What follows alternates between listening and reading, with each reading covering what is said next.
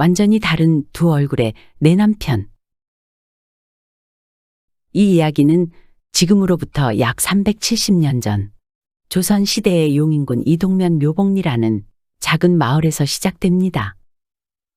그곳은 산과 계곡이 어우러진 깊은 시골 마을로 농사 지을 땅이 다른 지역에 비해 귀한 곳이었습니다. 이 마을에는 부모도 없고 친척도 없는 우석이라는 이름의 한 가난한 남자가 살고 있었습니다. 키가 조금 작은 편에 속하지만 전체적으로 다부진 체격이었습니다. 행동은 투박하고 옷차림은 초라하기 그지 없었습니다. 그리고 얼굴에는 늘 어딘가 모를 근심이 묻어 있었지요. 왜냐하면 그동안 살아온 날들이 결코 녹록하지 않았으니까요. 우석이는 홀어머니와 단둘이 살다가 그 어머니마저 돌아가신 후부터 이 집 저 집을 드나들며 지금까지도 머슴살이로 생계를 이어가고 있었지요. 다행히 우석이는 누구보다 정직하고 성실해서 마을 사람들은 작은 일이라도 일부러 그에게 맡기곤 했습니다. 그래서 먹고 살 걱정까지는 하지 않아도 되었지요. 세월이 흘러 우석이는 30이 다 되어가고 있었습니다. 혼인도 못한 채 노총각이 되었지요. 마을 사람들은 그런 우석이의 외로운 처지를 안타깝게 여겼습니다. 아니, 저렇게 성실하고 마음씨 좋은 총각을 혼자 살게 그냥 두면 안 되는디. 그러게 말이오. 지금이라도 우리가 나서야겠구만. 그렇게 마을 사람들은 우석이에게 참한 처자를 소개해주기 위해 두 팔을 걷고 나섰습니다. 그래서 수소문을 해본 끝에 우석이와 비슷한 처지의 삼순이란 처녀를 찾아냈습니다. 옆마을에 사는 삼순이도 부모를 일찍 여의고 형제도 없이 홀로 살아가던 처녀였습니다. 다행히 마을 사람들의 적극적인 도움으로 두 사람의 혼인은 일사천리로 성사되었지요. 마을 사람들은 두 사람을 위해 간소한 혼례도 치러주었습니다. 혼례라고 해봐야 우석이와 삼순이가 물 한 그릇 떠놓고 맞절을 하고 몇몇 이웃들이 모여 밥과 국을 나누어 먹고 덕담을 건네는 소박한 자리였지만 덕분에 두 사람은 부부의 연을 맺게 되었습니다. 그동안에 힘겹고 외로웠던 삶을 살아온 우석이와 삼순이에게는 누구보다 소중한 새 삶의 시작이었습니다. 두 사람이 혼인을 하고 며칠이 지난 어느 밤이었습니다. 두 사람은 이부자리에 누워 소곤소곤 이야기를 나누었습니다. 내가 지금껏 머슴 일을 하며 살았지만 이제 혼인도 했고 앞으로 자식도 생길 것이 아니오?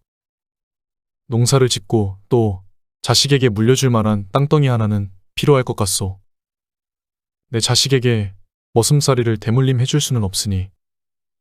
그래서 말인데 내일부터는 산으로 가서 화전을 일굴 것이오. 땅을 살 돈도 물론 없고 이 마을의 평지 땅은 귀한 편이었기에 우석이는 산으로 올라가 화전을 일구는 방법을 선택했던 것이었지요. 우석이는 다음 날부터 매일 새벽녘이 되면 화전을 만들러 점 찍어 놓은 산에 올라 나무를 베고 또 베었습니다. 그렇게 베어놓은 나무가 어느 정도 마르면 거기에 불을 놓았습니다. 나무가 다 타서 수추로 변한 뒤 불이 꺼지면 땅을 파고 돌을 골라내었지요. 우석이는 그렇게 열심히였습니다.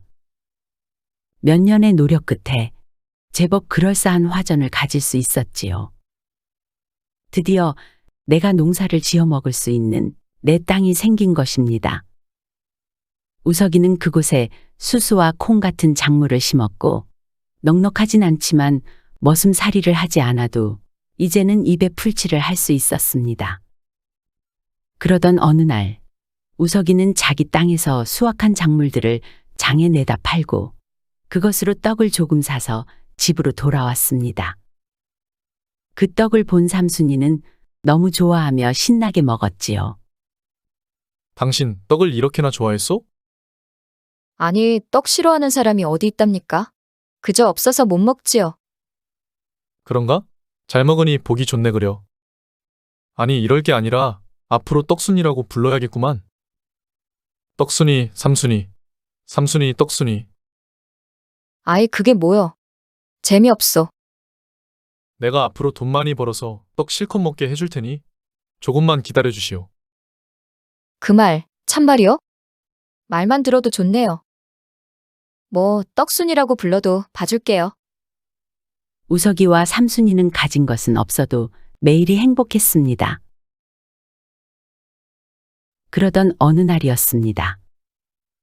평소 삼순이는 밭에 나가 열심히 일하는 우석이를 위해 점심밥을 갖다 주곤 했는데 그날도 역시 도시락을 챙겨 집을 나섰습니다. 사실 우석이는 아침마다 도시락을 가지고 가겠다며 삼순이와 실랑이를 했지만 삼순이는 자신이 직접 따뜻한 점심을 가져다 주겠다는 고집을 꺾지 않았던 것이었지요.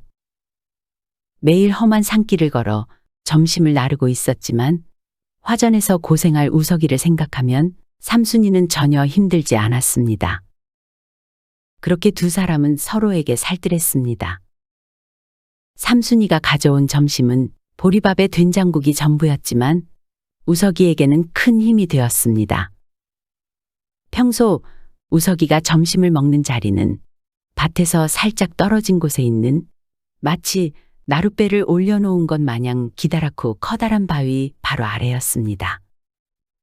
바위가 만들어준 그늘과 바위에서 뿜어져 나오는 서늘한 기운으로 인해 그곳은 다른 곳보다 훨씬 시원했고 고된 노동으로 지친 몸을 쉬기에는 안성맞춤이었습니다. 역시 삼순이, 떡순이가 밥을 갖다 주니까 진짜 맛있구만. 아주 꿀맛이요. 그렇게 그 바위 아래에서 점심을 먹고 나서 거기서 꿀 같은 낮잠을 자는 것이 우석이의 큰 즐거움이었습니다. 그리고 그러는 동안 남편의 일을 조금이라도 덜어주기 위해 삼순이는 밭에서 김을 매곤 했습니다. 그날도 평소와 다를 것이 없는 평화로운 날이었습니다. 그런데 갑작스레 하늘에서 먹구름이 마구 몰려오더니 쾅 하는 굉음과 함께 산이 흔들리는 것만 같았지요. 밭일을 하던 삼순이는 깜짝 놀라 주저앉아 몸을 웅크리며 하늘을 올려다 보았습니다. 그리고 다시 조용해져 주위를 둘러보았더니 남편 우석이가 기대어 자고 있던 커다란 바위가 보이지 않는 것이었습니다. 아니, 이게 무슨 일이지? 내가 헛것을 보고 있나? 이상한 생각이 들어 그 바위가 있던 곳, 그러니까 남편이 자고 있던 곳으로 다가가 보았습니다. 그런데 가까이 가면 갈수록 그 커다란 바위가 바닥에 뚝 떨어져 있는 것이 선명하게 보이는 것이 아니겠습니까? 불안한 마음에 급히 남편이 있는 곳으로 내려가 보니 끔찍한 광경이 눈앞에 펼쳐져 있었습니다. 평소에는 쉼터를 만들어 주었던 커다란 바위가 굴러 떨어져서 남편을 덮친 것입니다. 삼순이는 깜짝 놀라 비명을 지르며 남편을 향해 정신없이 달려갔습니다. 엎어졌다가 다시 일어나기를 반복하면서 말이지요. 가까이 다가가 보니 남편은 바위 아래에 눌린 채로 그대로 누워 있었습니다. 정신을 잃은 것인지 아니면 죽은 것인지 알 수 없었습니다. 여보, 눈 좀 떠봐요. 제발, 정신 차려 보라고요. 바위를 밀어보려 했지만 그 큰 바위의 무게를 혼자 힘으로 옮길 수는 없었지요. 결국 삼순이는 남편의 차가워진 손을 붙잡고 대성통곡을 했습니다. 그 소리가 산골짜기에 메아리치자 마을 사람들이 하나둘 모여들었습니다. 그러나 마을 사람들이 힘을 합쳐 바위를 밀어보아도 수천 수만근 되는 바위는 꿈쩍도 하지 않았습니다. 그렇게 몇 날 며칠을 통곡해가며 또 마을 사람들에게 사정해가며 남편 우석이를 꺼내보려고 노력했건만 안 되는 것은 안 되는 것이지요. 삼순이는 그 큰 바위가 너무나도 원망스러웠습니다. 이렇게 남편의 목숨을 앗아갈 줄 알았더라면 처음부터 가까이 가지도 않았을 텐데 말입니다. 삼순이는 후회하고 또 후회했습니다. 하는 수 없이 우석이를 바위 아래 그대로 묻어두고 그곳에서 마을 사람들과 장례를 치렀습니다. 남편 우석이의 주검은 바위 아래에 묻혔고 삼순이는 며칠 동안 그곳을 떠나지 못하며 눈물만 쏟았습니다. 아이고, 우석이도 저승에서 자네가 이렇게 슬퍼하고만 있는 것을 바라지는 않을 것이요. 그러니 밥도 먹고 기운도 차려야지. 안 그래? 산 사람은 살아야지. 아주머니 말이 맞어. 우석이가 맘 편히 떠나려면 새댁이 힘을 내야 해. 마을 사람들도 그녀의 슬픔을 함께 나누며 위로의 말을 건넸습니다. 한편 저승이라는 곳은 참으로 어둡고 차가운 곳이었고 자욱한 안개에 갇힌 느낌이었습니다. 한 치 앞도 보이지 않았습니다. 그냥 서 있는 것만으로도 소름이 끼쳤습니다. 우석이는 그곳에서 저승사자를 만났습니다. 그 저승사자는 엄중한 표정으로 우석이를 바라보더니 갸우뚱하는 것이었습니다. 그러고는 물었습니다. 내 이름은 무엇이고 몇 살이냐? 우석이는 겁을 잔뜩 먹고 떨리는 목소리로 대답했습니다. 저는 온우석이고 나이는 33입니다. 저승사자가 잠시 명부를 살피더니 단호하게 말했습니다. 뭔가 문제가 생겼구나. 너는 아직 죽을 때가 되지 않았는데 어찌 온 것이지? 예? 그것이 무슨 말씀입니까? 저는 그저 열심히 바디를 하다가 잠시 낮잠을 자고 있었습니다. 그런데 갑자기 일이 오게 된 것이지요. 온우석, 너는 아직 오면 안 된다. 때가 되지 않았다. 그러니 다시 이승으로 돌아가 살아라. 그렇다면 다시 살 수 있는 것입니까? 어서 돌아가. 저승사자의 말이 끝나기 무섭게 우석이의 영혼은 다시 이승으로 돌아왔습니다. 그런데 돌아오면 뭐합니까? 자기의 몸은 누구도 건드릴 수 없는 커다란 바위 아래 깔려 묻혀 있으니 그 몸으로 돌아와 봐야 다시 살아갈 수가 없는데 말입니다. 우석이는 할 수 없이 이승을 떠돌며 새로운 몸을 찾아 조선팔도를 헤매야 했습니다. 이곳 저곳으로 산을 넘고 물을 건너 바다도 건너보았지요. 우석이는 자신의 아내 삼순이를 떠올리며 애타게 몸을 찾았습니다. 그러던 중 충청도 진천이라는 곳에 어느 마을에 이르렀습니다. 그곳은 부유한 마을로 그 중에서도 가장 잘 사는 1년에 500석의 곡물을 거두는 집이 있었습니다. 그곳은 오부자의 집이었고 그에게는 30살이 넘도록 자식을 낳지 못하고 병을 앓다 죽은 아들이 있었습니다. 차마 아들을 보내줄 수 없었던 오부자는 혹시나 자식이 살아날까 하는 허황된 희망에 일주일 동안 장례를 미루고 있었지요. 여기다. 바로 여기가 내 자리다. 제발, 제발. 이렇게 간절히 바라면서 우석이는 그 남자의 몸 위에 자신의 몸을 뉘었습니다. 그리고 잠시 후 우석이의 영혼이 그 남자의 몸에 스며들었습니다. 우석이가 들어간 몸은 다시 온기가 돌기 시작하더니 움직이기 시작했습니다. 갑자기 죽었던 아들이 숨을 쉬며 눈을 뜨자 집안은 온통 놀라움과 기쁨으로 난리가 났습니다. 그렇게 우석이가 들어간 몸은 다시 생명을 얻었으나 그렇다고 원래 병약했던 몸이 건강해지는 것은 아니었습니다. 오부자는 목숨이 다시 돌아온 아들을 살리기 위해 더 많은 의원을 부르고 더 좋은 약재를 먹이고 온갖 노력을 다했습니다. 한번 잃었던 아들이었기에 다시는 잃고 싶지 않았던 것입니다. 그런데 신기하게도 그동안 물 한 모금도 잘 못 넘기던 아들이 다시 깨어나자 주는 족족 물이야 탕약이야 잘 받아먹으니 희망이 보이는 것 같았습니다. 참으로 다행이라고 생각했지요. 사실 오부자 내외는 알지 못했지만 그 몸속에 들어간 우석이가 어떻게든 살아나 보려고 엄청난 의지로 노력을 하는 것이었습니다. 그렇게 해야 그렇게 다시 건강한 몸을 되찾아야 삼순이도 다시 만나고 또 새로운 삶도 살 수 있을 테니까요. 그런데 오부자 내외는 이상하게 생각되는 것이 있었습니다. 그 아들이 매일 같은 소리를 하는 것입니다. 전에는 한 번도 들어본 적이 없는 말들이었지요. 용인군 이동면 묘봉리에 제 처가 있습니다. 꼭 데려와야 합니다. 제 처는 지금도 저를 기다리며 눈물을 흘리고 있을 겁니다. 제가 갑자기 떠나와서 많이 놀랐을 겁니다.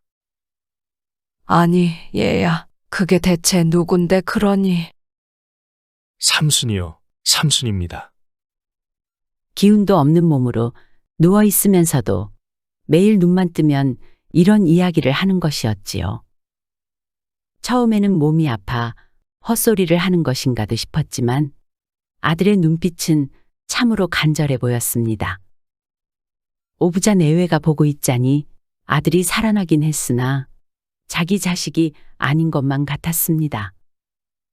어느 날 밤이었습니다. 오부자 내외는 마주 앉아 고민에 빠졌습니다. 우리 애가 몸이 아픈 게지 정신은 멀쩡한 것 같은데 말이지요. 왜 매일 용인 이야기를 하는 걸까요? 그러게 말이요. 나도 알고 싶소. 내가 생각해봤는데 건강을 회복하는 데 도움이 될 수도 있으니 뭐라도 해봐야지. 저렇게 간절히 바라는데 그 부인이라는 사람을 웬만해서는 데려다는 놔야겠소. 결국 오부자는 진실을 알아내기 위해 용인으로 향했습니다. 말을 타고 며칠이 걸린 여정 끝에 오부자는 아들이 말한 묘봉리에 도착했습니다. 마을 초입에 있는 주막에 들어가 이것저것 물어보았지요. 혹시 이 마을에 남편이 죽고 혼자 된 사람이 있습니까? 그런 사람 없는 데가 있나요? 혼자 사는 할머니들 다 남편 죽고 혼자 사는 거지.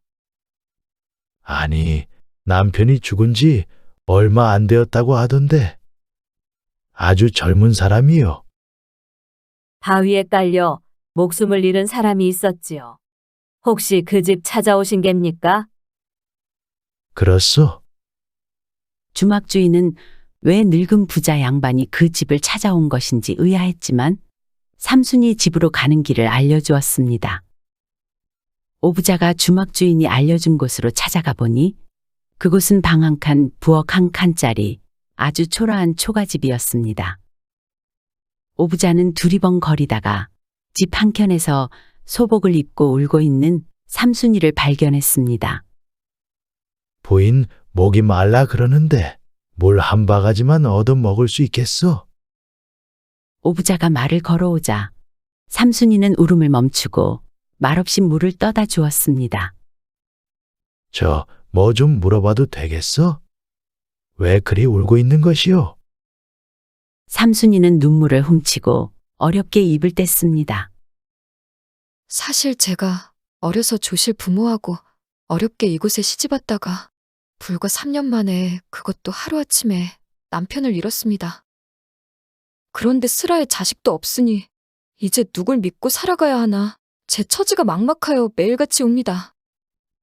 그렇다면 당신 이름이 바로 삼순이가 맞소? 아니, 제 이름은 어찌 아십니까? 그야 내 아들이 말해줘서 알지. 아니, 그것이 무슨 말씀이신지. 당신 남편이 저승에 갔다가 우리 아들 몸으로 들어온 것 같소. 무슨 그런 양반 나리께서 어찌 그런 말도 안 되는 소리를 하시는 겝니까? 이럴 것이 아니라 직접 만나보면 알 것 같으니. 믿어지지 않더라도 일단 나를 따라 우리 아들을 좀 만나주시오. 시간이 많지 않소. 아무튼 일단 우리 집으로 가봅시다. 삼순이는 처음엔 믿기지 않았지만 오부자의 간곡한 설득에 가마를 타고 진천으로 갔습니다. 남편을 만날 수 있을지도 모른다는 말도 안 되는 신락 같은 기대를 가지고 따라 나섰지요. 의문을 가득 품은 채 삼순이는 진천에 도착했습니다.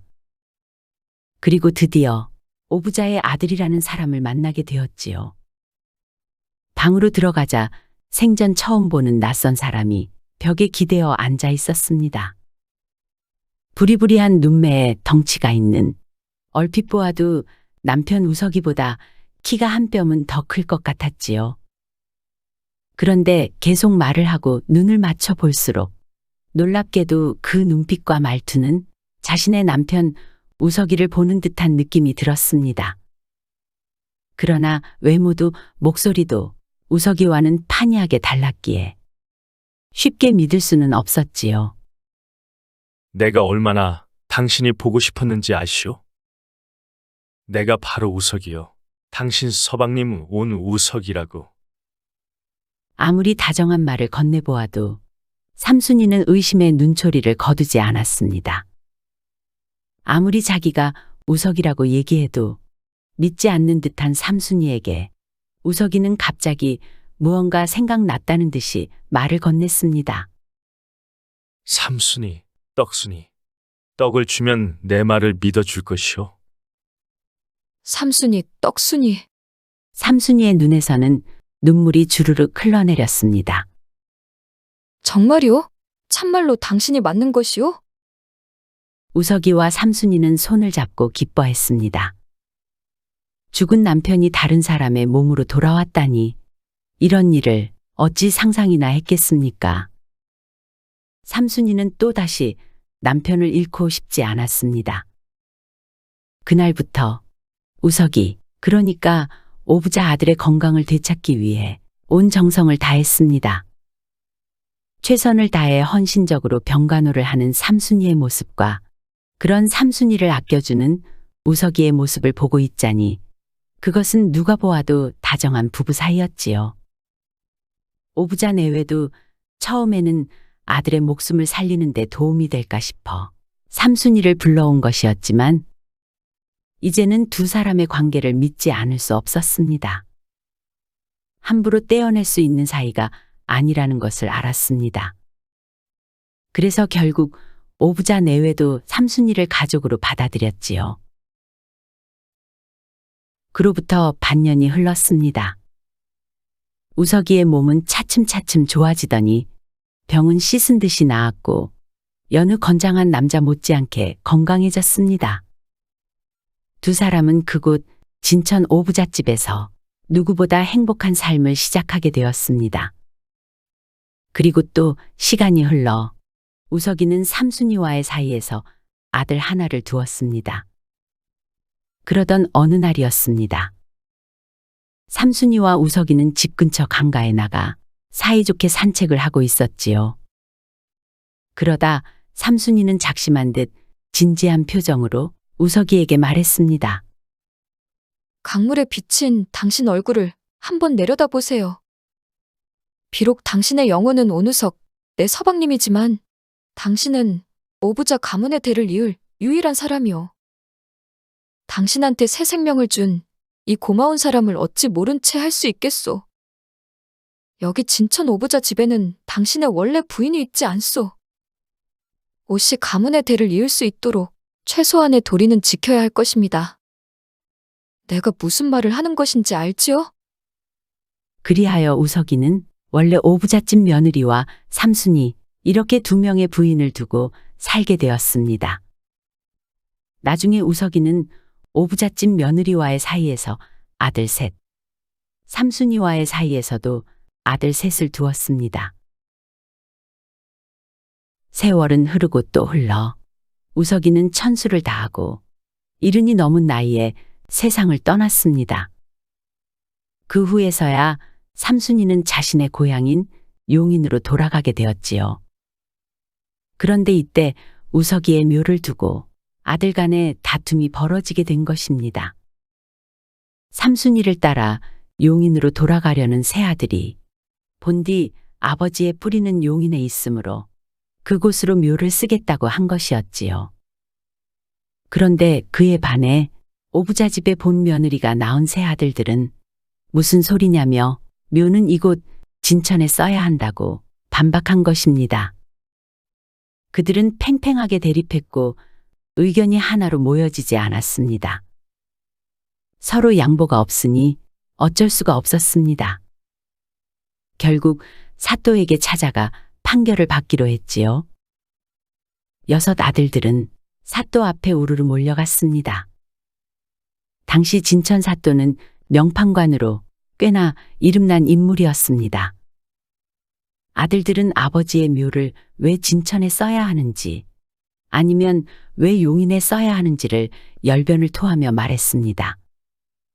사또는 양측의 주장을 신중히 듣고 나서 아들 중 한 명에게 물었습니다. 너희 아버지는 살아생전 어디에서 살았느냐?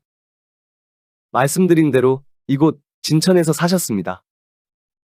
사또는 아들들의 얼굴을 하나하나 돌아보더니 자, 판결을 내리겠다. 진천에서 아무리 행복하고 풍요롭게 잘 살았더라도 사람이라 함은 늘 고향을 그리워하는 법이다. 그동안은 오씨 가문의 그 육신이 메인 몸이라 어찌할 수 없었겠지만 죽어서라도 고향으로 돌아가고 싶은 마음이 간절했을 터이니 용인의 묘를 쓰는 것이 좋을 듯 싶구나. 살아서는 진천에서 살았으니 죽어서는 용인에 머물 수 있도록 해주거라. 그리하여 생거 진천, 사거 용인이라는 말이 생겨났다고 합니다. 오늘날에는 충청북도 진천구는 경치가 좋고 물이 맑아 살기 좋고 경기도 용인시에는 지리적으로 명당이 많다는 뜻으로도 풀이된다고 합니다.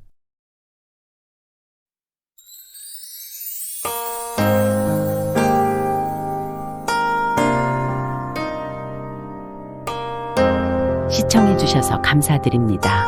지금까지 사랑방 이야기였습니다.